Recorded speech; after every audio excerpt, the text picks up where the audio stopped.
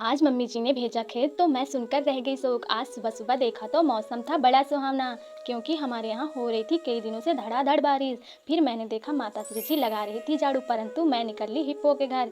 देखा तो हिप्पो मुंह बना के बैठी थी। ढकेला को देखा तो ढकेल रहा था दाल और चावल बिना दतमंजन किए ही। फिर मैंने देखा ढकेला की गोरी जिसका निकाल रही थी उसकी दादी जी दूध। है तो काली परंतु नाम है उसका गोरी। फिर मैंने अपना दतमंजन लेके चल दिया अपने बगीचे की ओर, जो कि बारिश की वजह से कई दिनों से मैं गई नहीं थी। देखा तो हरे भरे पौधे खिलखिला रहे थे और फिर निकल जाती हूँ अपने घर के लिए। घर पे पहुँचते ही मैंने काटा सब्जी और लगाया आटा और फिर बनाने लगती हूँ चाय। देखा तो अदरक ही नहीं, फिर फटाक से ढकेला को भेज देती हूँ अदरक लाने। फिर ढकेला कुक्कुड़ की तरह भागते भागते आ जाता है अदरक लेके।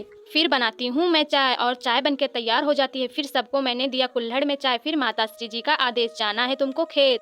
फिर अपनी चिल्लर पार्टी के साथ निकल लेती हूँ, परंतु मैं पहले निकल लेती हूँ मोटो के यहाँ। फिर मैंने देखा मोटो के दादाजी जो कि आए थे काफी दिनों बाद घर। फिर दादाजी से लिया मैंने आशीर्वाद। फिर निकल लिया खेत के लिए चिल्लर पार्टी के साथ। रास्ते में जाते ही मुझे मिली मेरी दुकान। अब चिल्लर पार्टी को क्या ही खिलाती, क्योंकि है सब्जी की दुकान। फिर मिली बड़े पापा की समोसे की दुकान, परंतु मैंने दुकान से प्रस्थान कर लिया खेतों की ओर। वहाँ हिप्पो और ढकेला निकाल रहे थे गाला। फिर मैंने प्रस्थान कर लिया घर की ओर। हिप्पो और ढकेला के लिए एक सब्सक्राइब तो बनता है। मिलते हैं नेक्स्ट वीडियो में, तब तक के लिए बाय बाय।